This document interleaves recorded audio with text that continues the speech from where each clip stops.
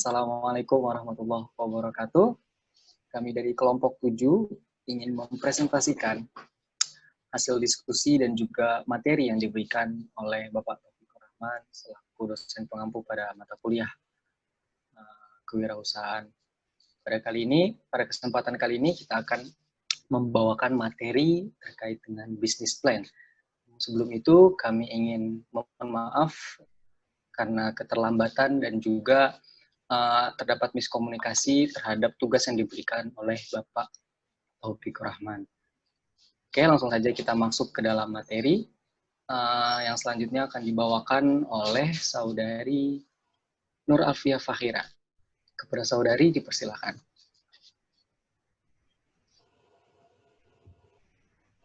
Business plan.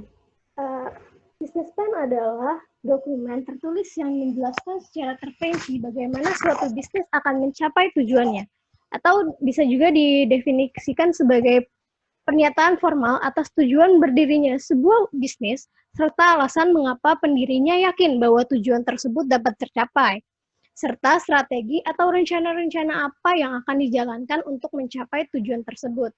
Nah, dalam business plan ini ada 3 keutamaan.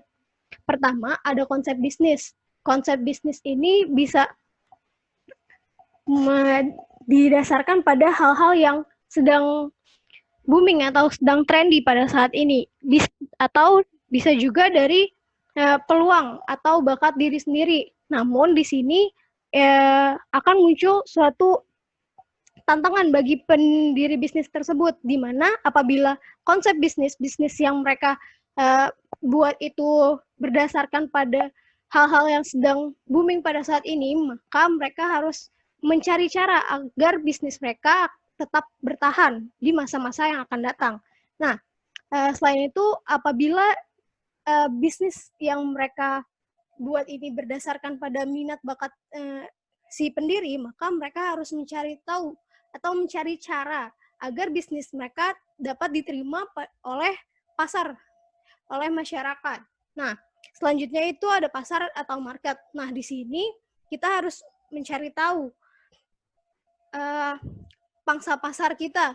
Pertama, targetnya. Siapa orangnya? Laki-laki atau perempuan?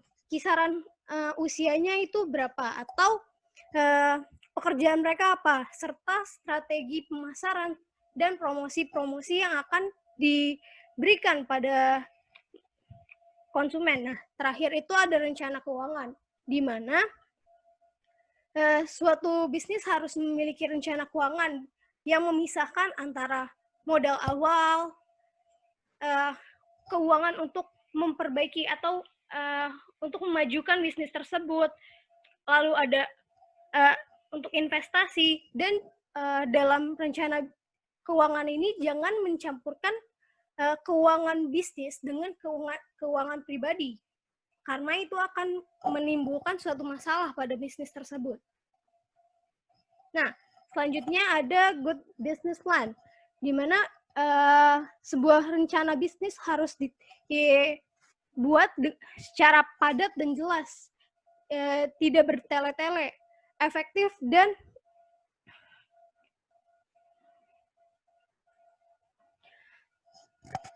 realistis, di mana tidak boleh melebih-lebihkan. Selanjutnya ada mengetahui risiko yang memungkinkan. Dalam sebuah bisnis, ketika kita ingin memulai sebuah bisnis, kita harus tahu risiko-risiko apa yang akan ditempuh bisnis kita di kedepannya. Entah itu dari persaingan, dari permintaan konsumennya, dari produksinya, dari manajemen keuangannya, dan rencana bisnis itu harus logis dan memiliki perspektif. Jadi dalam rencana bisnis itu kita harus memiliki pandangan. Kita memulai bisnis bukan hanya memikirkan pada saat itu, tapi kita harus memikirkan bagaimana ke depannya. Jadi kita dalam rencana bisnis itu kita juga udah membuat planning di masa depan, entah untuk 1 tahun, entah untuk 2-3 tahun ke depan, atau untuk 10 tahun ke depan.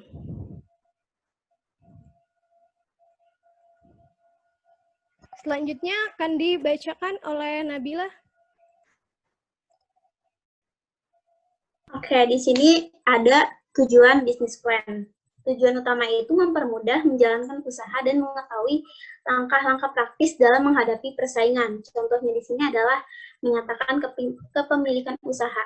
Nah, ini berkaitan juga dengan visi dan misi, di mana visi dan misi itu merupakan salah satu hal yang membentuk inti bisnis. Visi dan misi ini harus menggambarkan apa yang dilakukan perusahaan, tujuan yang dimiliki, serta bagaimana seorang pengusaha mencapai tujuannya. Terus yang kedua adalah membentuk kerjasama dengan perusahaan lain untuk keuntungan bersama. Kemudian ada fokus terhadap problem usaha dan mengundang orang lain yang memiliki keahlian untuk bekerjasama. Saya ingin menambahkan, adapun tujuan lainnya adalah untuk mendeskripsikan produk. Dengan adanya deskripsi produk ini, seorang pembisnis akan menggambarkan produk yang ia tawarkan dan apa saja kelebihan yang ada terhadap produk yang ia miliki. Kemudian ada mengetahui sasaran pemasaran. Siapa yang dituju, apakah anggota keluarga, pekerja, pelajar, atau masyarakat secara umum.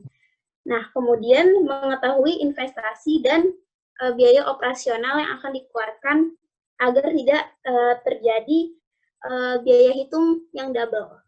Next.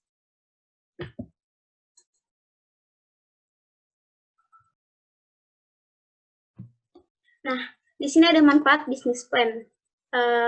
Bisnis plan ini bermanfaat untuk bagi beberapa orang. Contohnya, pegawai, yaitu untuk mengetahui perkembangan perusahaan tempat mereka bekerja. Kemudian untuk supplier itu untuk mengetahui kegiatan operasional usaha berdasarkan jumlah produksi dan jenis produksi. Dan untuk investor itu untuk mengetahui apakah dana yang diberikan menghasilkan manfaat. Karena investor yang baik itu pasti akan melihat perusahaan-perusahaan yang profitnya itu bagus. Kemudian untuk konsumen sendiri itu mengetahui apakah perubahan kualitas dan kuantitas produk yang mereka konsumsi itu baik, karena pasti konsumen mencari produk yang bagus. Dan untuk kreditor, untuk melihat kelayakan pinjaman, karena biasanya perusahaan meminjam dana dari bank untuk penambahan modal mereka. Kemudian akan dilanjut oleh saudara Fikri.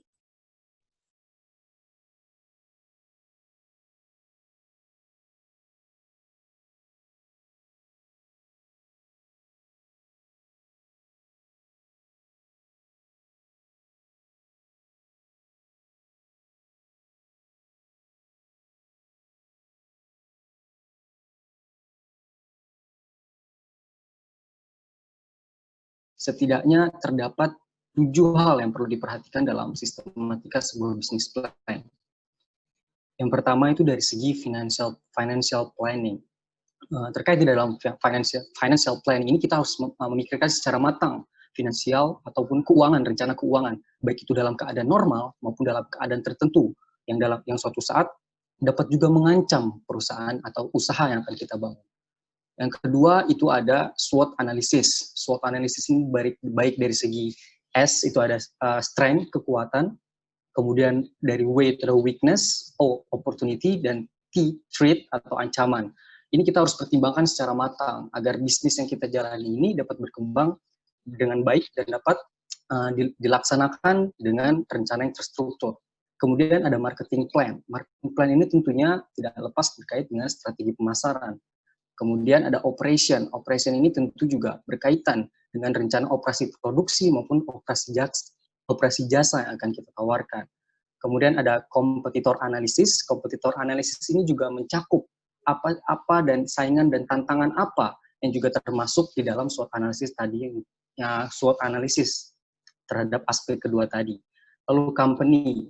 Dalam company ini tentu kita harus menjabarkan terkait dengan visi dan misi, juga yang berkaitan dengan ciri khas daripada usaha yang ingin kita bangun.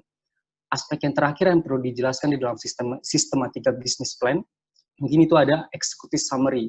Jelasnya bahwasannya keenam aspek yang telah disebutkan, baik financial planning, SWOT analysis, marketing plan, operation, competitor analysis, dan company itu dituangkan ke dalam satu bentuk laporan bernama executive summary. Mungkin keseluruhannya dan lebih jelasnya lagi terkait ketujuh aspek ini.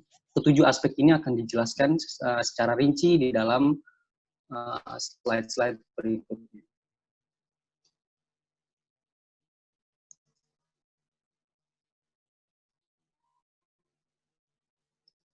Lanjut.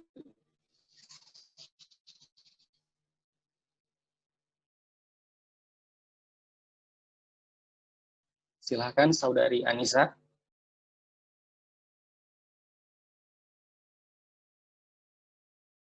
Yang pertama ada company.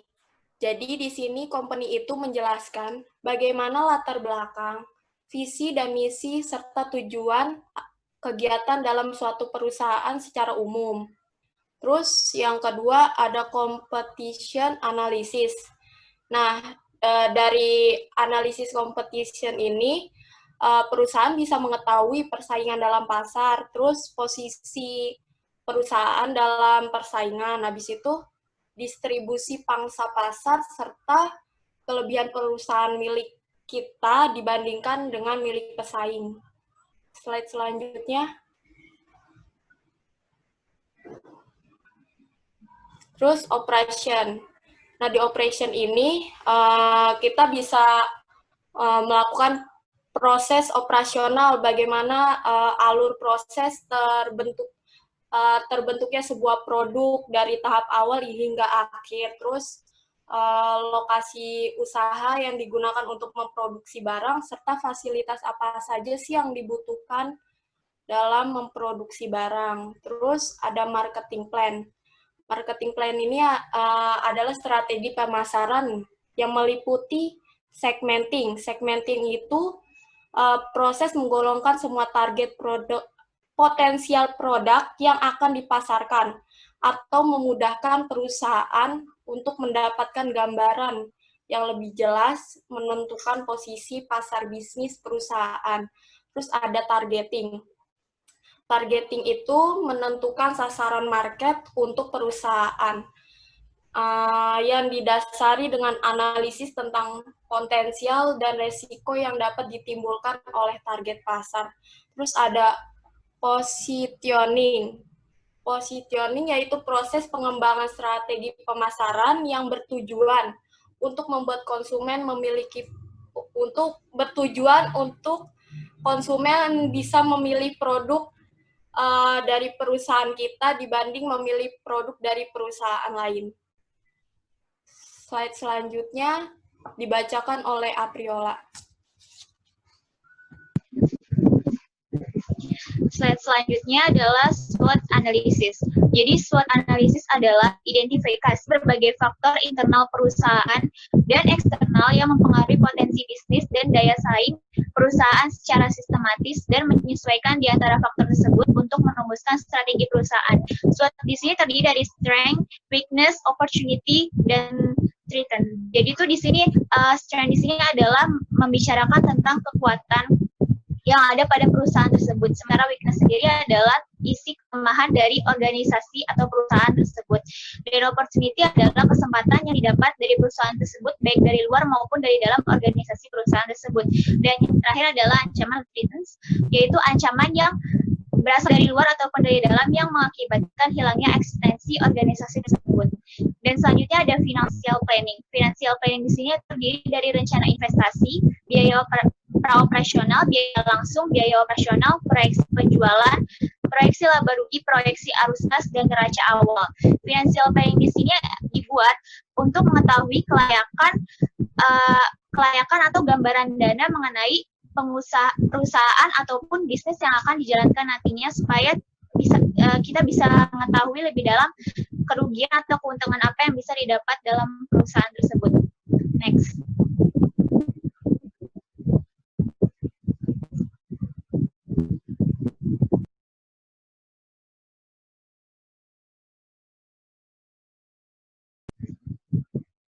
Ya, lanjut.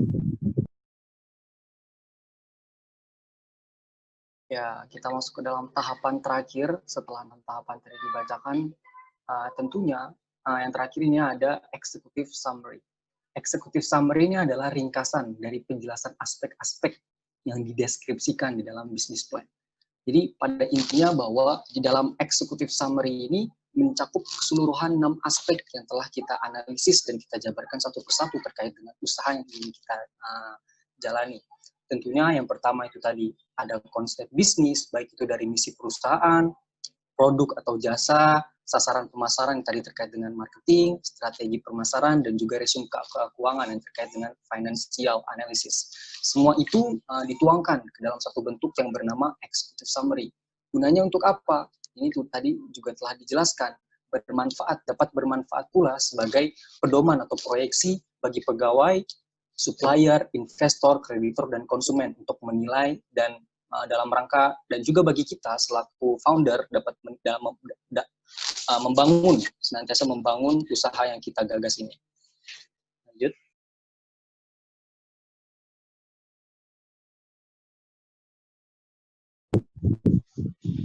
Selanjutnya adalah kesalahan penyusunan rencana bisnis, yaitu terdiri dari terlalu banyak informasi. Terlalu banyak informasi di sini yaitu bahwa kita sebagai pembangun bisnis, kita lebih baik menyampaikan atau sampaikan elemen kunci rencana bisnis yang memang memberikan harapan terhadap bisnis tersebut di masa depan. Yang kedua, menyembunyikan kelemahan bisnis. Menyembunyikan kelemahan bisnis di sini adalah cara terbaik menangani kelemahan bisnis, yaitu dengan menjalankan kelemahan bisnis tersebut dan menemukan bagaimana jalan keluar untuk menyelesaikan kelemahan bisnis setelah dijalankan. Yang ketiga, ada kesalahan distribusi yang tidak jelas. Maksudnya di sini adalah bahwa rencana bisnis harus menjelaskan bagaimana produk dan jasa secara efektif sampai kepada masyarakat atau pasar yang dituju. Yang keempat, ada analisis pesaing yang lemah. Analisis pesaing yang lemah yang maksudnya adalah investor sangat tertarik untuk mengetahui informasi tentang pesaing, misalnya strategi bisnis, kompetensi inti, sistem distribusi, keunggulan, serta kelemahan yang mereka miliki. Dan yang terakhir, ada proyeksi keuangan yang kurang memadai. Proyeksi keuangan yang tidak didukung dengan analisa dan perkiraan yang memadai akan memberikan ketidakpercayaan kepada investor untuk menanam saham atau memberikan investasinya kepada bisnis yang kita jalani.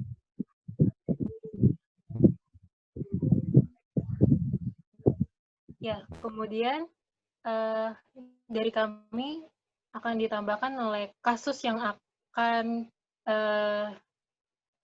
yang berhubungan dengan rencana bisnis. Nah, salah satunya yang kami ambil adalah kasus dari pengusaha telur ayam negeri Bob Sadino, yang dimana dia sudah melewati rencana-rencana bisnis yang pastinya yang tadi telah disampaikan oleh anggota-anggota saya lainnya.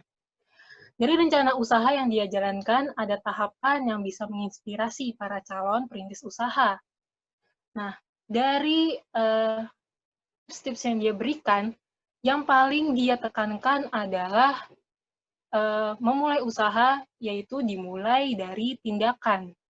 Maka akan mendapatkan ilmu, dan dari ilmu itu terus dikembangkan menjadi kesuksesan yang semestinya. Maka Bob Sadino sangat-sangat menekankan tindakan terdahulu sebelum ilmu. Jadi selain apa yang telah dipaparkan oleh teman anggota-anggota saya tadi, salah satunya oleh Bob Sadino diberikan tips, yaitu tindakan tersebut. Dari komponen yang telah diberikan oleh anggota saya tadi, rencana bisnis yang dilihat oleh yang akan dilihat oleh Bob Sadino telah yaitu salah satunya adalah jenis produk yang akan dia tawarkan, yaitu adalah berupa produk pangan, yaitu produk pangan telur ayam negeri, yang dimana di situ menjadi sasaran dia, karena telur ayam negeri ini belum atau masih jarang ada di pasaran Indonesia. Nah, saat itulah dari mana asalnya inspirasi strategi pemasaran itu, yaitu dari temannya, sahabatnya yang memberikan saran untuk berternak dan berbisnis telur ayam negeri, karena pada saat itu telur ayam negeri masih jarang di pasaran, seperti yang tadi saya jelaskan. Kemudian, analisis pesaing apa yang dia jalani, yaitu karena masih jarangnya orang menjual telur ayam negeri tersebut, dia menawarkan telur ayam negeri tersebut dari pintu ke pintu rumah orang asing yang ada di daerah Kemang, Jakarta, DKI Jakarta. Kemudian pengembangan usaha atau rencana pengembangannya dalam usaha dia berternak ayam dan menghasilkan menjual telur ayam negeri tersebut, yaitu berencana membuka toko bahan pangan impor. Nah, jadi dari telur ayam negeri maupun dia berternak ayam, dia juga ingin mengembangkan usahanya melalui toko bahan pangan impor. Dulu itu masih jarang berada di Indonesia. Terus rencana operasional apa yang dia lakukan? Dia berternak ayam kampung yang ia punya sebelum dia berusaha telur ayam negeri tersebut.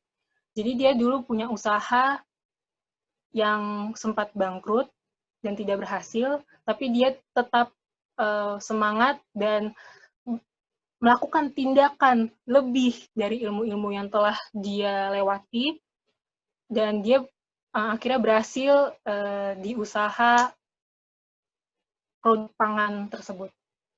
Terus kemudian rencana pembiayaan apa yang dia lakukan? Nah, rencana pembiayaan ini pastinya dia punya modal dari usaha dia yang lama, meskipun bangkrut dia punya modalnya apa tadi? Ayam kampung yang ia pelihara.